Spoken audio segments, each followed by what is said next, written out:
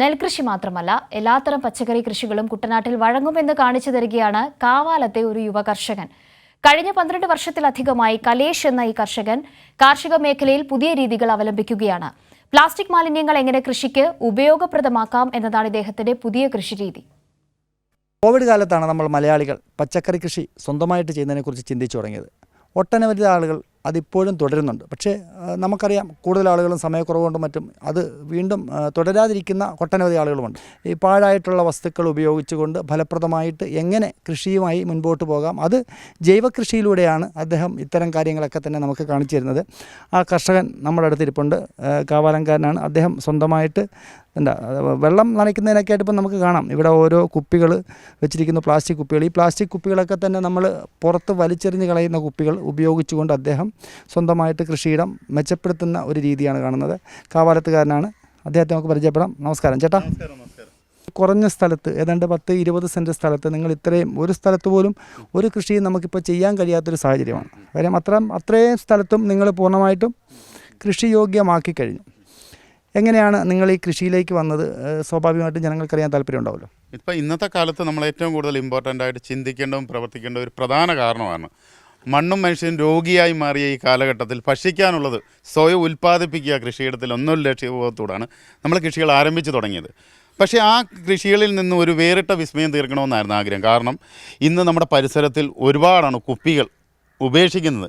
ബ്രഹ്മപുരം പോലും നഗരം നമ്മൾ അടുത്തിടെ പത്രമാധ്യമങ്ങൾ വഴിയും ന്യൂസുകൾ വഴിയൊക്കെ നമ്മൾ കേട്ടിട്ടുണ്ട്. പക്ഷേ അതവിടെ കത്തി അമർന്നപ്പോൾ ഉണ്ടായ പുകയുടെ പ്രശ്നം ഉണ്ടായിരുന്നു, പരിസ്ഥിതി മലിനീകരണം, പരിസ്ഥിതി പ്രശ്നങ്ങൾ, ഒരുപാട് വിഷയങ്ങളായിരുന്നു. കാരണം ഇതുപോലുള്ള ഇങ്ങനെ കൂടിക്കിടക്കരുത്. കാരണം അതുപോലെ തന്നെ ഞാൻ ഏകദേശം ഇപ്പോൾ ഒരു 17 സ്കൂളോളം കുട്ടികൾക്ക് വേണ്ട കൃഷികൾ, അത് തന്നെ നമ്മുടെ തൊട്ടടുത്ത് തന്നെ ചെറുകര SNDP UP സ്കൂളിൽ 1000-ഓളം വരുന്ന കുട്ടികൾക്ക് നല്ല രീതിയിലുള്ള ജൈവവളം ഉൽപ്പാദിപ്പിച്ചുകൊണ്ട് എങ്ങനെ കൃഷി ചെയ്യുക എന്നുള്ളത് അവർക്ക് ഞാൻ കാണിച്ചു കൊടുക്കുകയും ചെയ്യുന്നുണ്ട്. ഈ തിരിയിട്ട് വെള്ളം നനയ്ക്കുന്ന അതൊരു പുതിയ സംവിധാനമാണെന്ന് എനിക്ക് തോന്നുന്നു. അത് പുതിയതാണ്. കാരണം നമ്മുടെ ഈ കുട്ടനാട്ടിൽ നല്ല ഈ കേരളത്തിൽ ആദ്യ സംഭവമാണ്.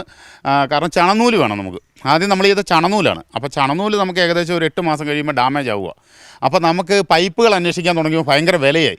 നമുക്ക് 1 രൂപ മടക്കാതെ ഇതെങ്ങനെ 3 ദിവസം നനയ്ക്കാതിരിക്കാൻ പറ്റും, അതായിരുന്നു എൻ്റെ ഒരു മനസ്സിലൊരു കണ്ടെത്തൽ. അപ്പോൾ ഞാനിങ്ങനെ ഓർത്ത് 3 ദിവസം വെള്ളം ഒഴിക്കാതിരിക്കണം, ഇതിൻ്റെ ഇടയ്ക്ക് കൈക്ക് പരിക്ക് പറ്റിയിട്ട് എനിക്ക് പ്രശ്നമില്ലായിരുന്നു. കാരണം ആ നന കറക്റ്റായിട്ട് തന്നെ ചെല്ലുന്നു. കാര്യം ഒരു കൊച്ചു കുട്ടിക്ക് പോലും വെള്ളം ഒഴിക്കാൻ സാധിക്കുമെന്നാണ് ഏറ്റവും വലിയ പ്രത്യേകത. ഏതൊക്കെ കൃഷികളാണ് ഇവിടെ നമുക്ക് ഈ കുട്ടനാട്ടിൽ ഉൽപ്പാദിപ്പിക്കാൻ പറ്റുന്നത്? ഇപ്പം ഞാനിപ്പോൾ ചെയ്തിരിക്കുന്നത്, ഇപ്പോൾ ആപ്പിളൊക്കെ വെച്ചേ ഉള്ളൂ. ഇവിടെ ക്യാരറ്റ് ഉണ്ട്, ബീട്രൂട്ട് ഉണ്ട്, ബ്രൊക്കോളി ഉണ്ട്, കടലയുണ്ട്, കടലയില്ല, അതായത് കപ്പലണ്ടിയുണ്ട്, സിറയുണ്ട്, പൊന്നാങ്കണ്ണി ചീരയുണ്ട്. ഇതിപ്പോൾ ഈ വീടിൻ്റെ മുകളിലുള്ള കുറച്ച് സ്ഥലമേ ഉള്ളൂ മട്ടുപ്പാവ്.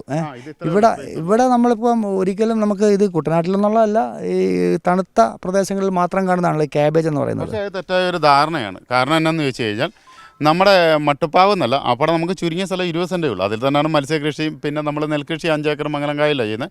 പക്ഷേ ഇവിടെ നമ്മൾ ചെയ്യുന്നത് എന്നാന്ന് വെച്ചാൽ 365 ദിവസം ഈ രീതിയായിരിക്കും കാബേജ് വളർത്തുന്നത്.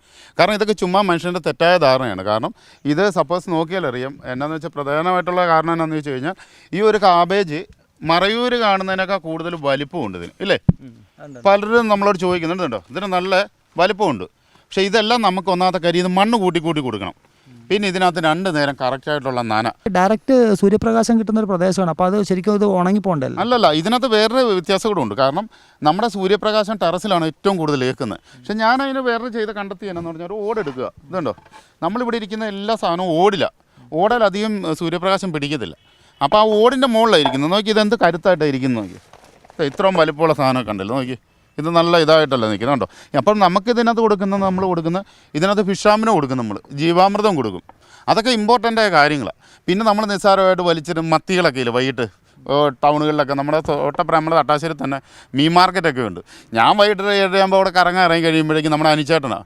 അപ്പോൾ ഒരു പെട്ടി മത്തി ആയിരിക്കും, ബാക്കി വരുന്നതായിരിക്കും. ഞാനുണ്ടെ ഇവിടെ വലിയ ടാങ്കിനകത്ത് കൊണ്ടിടും. എന്നിട്ട് അതിൻ്റെ സ്ലറി ശർക്കരയായിട്ട് ഒഴിച്ചു കൊടുക്കും. അത് നല്ല കരുത്തായിട്ട് പിടിക്കും. പക്ഷേ ഇത് 365 ദിവസം പിടിക്കും. ഇതൊരു തെറ്റായ ധാരണയാണ്. ഇത് ഈ അറിവുകളൊക്കെ എവിടുന്ന സമ്പാദിച്ചത്? നമുക്ക് കൂടുതലായിട്ട് അറിവ് കിട്ടുന്നത് മങ്കൊമ്പ് കീടനിരീക്ഷണ കേന്ദ്രമുണ്ട്. അതുപോലെ തന്നെ നമുക്ക് നെല്ല് ഗവേഷണ കേന്ദ്രമുണ്ട്. സ്മിത മാഡം AD ഡെപ്യൂട്ടി ഡയറക്ടറാണ്. അവരൊക്കെ തീർച്ചയായിട്ടും നമ്മുടെ ഈ അറിവുകൾ നമ്മൾ ഓരോ വിത്ത് മൂലം വിളവ് വരാണ്. അപ്പോൾ ഇതിൻ്റെ വിത്തിൻ്റെ ഉൽപ്പാദനങ്ങളെല്ലാം തീർച്ചയായിട്ടും ഞാൻ അവരെ അറിയിക്കാറുണ്ട്.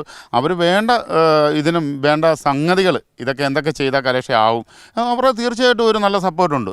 പിന്നെ അവർ ഇത്രയും വർഷങ്ങളായിട്ട് നല്ല സപ്പോർട്ടാണ്. അതിനാണ് നമുക്ക് നൂതന കർഷക അവാർഡ് ആലപ്പുഴ ജില്ലയിൽ നിന്ന് കിട്ടിയത്.